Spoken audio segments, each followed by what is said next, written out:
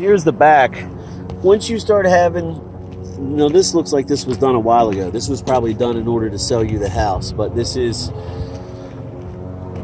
terrible. This is all split up, cracked up. So you may not be seeing the water yet. That just means it's going into your insulation, basically. So you're cracked open and split around basically all of your flashing. Just completely bare metal there. Now I'm going to go show you the front. But yeah, normally by the time you're putting cement on the seams, and it's still separating. Luckily, this is only 3 rolls. It's not that bad. But let's go take a look at the front. I'm going to show you some things. This I never liked. This is an amateur move. This should be metal down on top of the shingles. Should be a counter flash pan. This, we're getting water in. You know how you know? See this color stain? So you can put as much caulk as you want to here, but until you close this, water is going to just go right in there and try to find its way out. This discolorization is from the water getting in. So there's my fingernail for comparison. Here's my fingernail for comparison.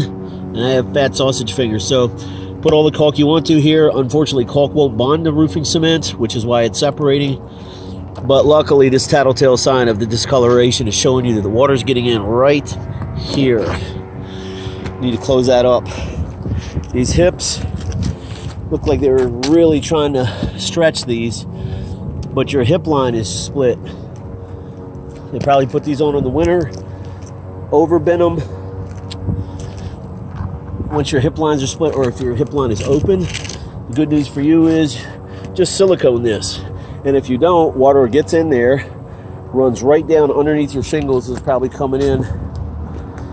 They did the same thing here. They tried to stretch, and look, here's the split. They put a little tiny bit of caulk here. I don't know why. This should be down. This should not be open. Because again, on a slope roof like this, you have the water come in one place and then ride down right underneath the shingles and come in another place. Let's take a look at this pan. This could use a touch up of some silicone. They put roof cement here. Why? I don't know. No roofer worth their salt puts roofing cement on top of shingles.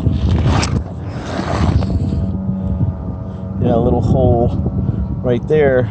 Again, it's not that big, but it's just like the other spot. If you can see it with your eyes, water can definitely get in. And on a slope roof application, it comes in wherever it wants to. Looks like you have a few blowout holes here. Let's see if your overlap is correct. Well, the shingles are down good, but the metals run the wrong way. You have an eave like this, you put the metal on from there, and then you overlap coming this way. Same thing, this overlap should be the other way. I don't understand why they didn't put silicone there, and I certainly don't understand why you put roofing cement here. Not you, but them. There's another pinhole. There's another pinhole. So essentially what this does is this traps water. Roofing cement separates from shingles. It doesn't bond to shingles the same way it does flat roof material. And so when it separates like this, you have these pinholes, water gets in there, and since it's done all the way down, it basically traps the water. There's another pinhole. There's another one. So bird's eye view, see this? There's another one. So where is this water going? Because there's nowhere for it to get out. And again, they just keep adding more and more cement, which is a no-no. I don't like the side of this counter. It looks like they were trying to stretch as much caulk as they could out of a tube. You really need to be generous and get the $9 stuff, the GSL, and just put a gigantic fat bead onto there. Just really healthy dose of caulk, because these little pinholes, nice sideways rain, water can get in there, but since they've sealed it up in other places, there's nowhere for water to get out since they closed this. So the water can't get out. So you run into an issue. So they silicone this, and that's great. But again, the stinginess with the caulk, and this, I mean, come on. Who does that? This latex caulk is never going to hold. You need silicone, and only silicone. Trying to close this up. I don't know where they left that exposed. This was ran wrong.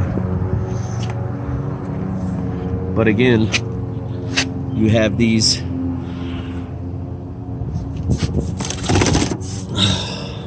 they're trying to fill this in. That's great, but unless that's pushed in, it'll trap caulk. Same thing here. Latex caulk always separates. So you can put as much caulk as you want to at the bottom, but it's just like over there where I showed you up top. Doesn't matter how much sealant you put at the bottom, if you don't stop it up top where it's getting in, this you can look out. This is probably head height. See this latex? Latex is never going to do the job on exterior application. Sorry to say, I hope you're not paying per trip for this. More latex. It's not silicone. You need silicone on this, and you need a lot. Everywhere there's a pinhole, you're able to trap water up high. With water, you always want to go up high to look for an entry point rather than down low. They're attempting to close all this, but caulk, let's see your pinholes here. There's one. Here's one. Look, this is pulling away, so that's going to act as a funnel. There's one. There's one. So again, I hate to beat a dead horse, but it doesn't matter how much cement you put it down here. If you don't always look up for water where water's coming in, and never ever ever use latex where you need silicone. Looks like somebody had lights up here at one point. I don't understand why they didn't hit the heads of that. Yeah, I don't like this one bit. Certainly don't like the holes, and I don't like the stinginess with the caulk. Why this stopped here? I would not trust this granulated application further than I can throw it. The flashing split all the way across here, all the way across here, across here. And look, there's the discoloration because they're stingy with the caulk, so it's open there, so water's getting behind it, which is why you have that brown stain. Clear silicone is really generous like that. It'll always show you where water's getting in at. Yeah, so this cement here is pointless if you don't stop the water up high. Always look up high. If I were you, I'd throw a sheet of rubber on here, get that reflashed correctly, do that back, and then get somebody to just burn 2 cases of the expensive stuff, 2 cases of silicone.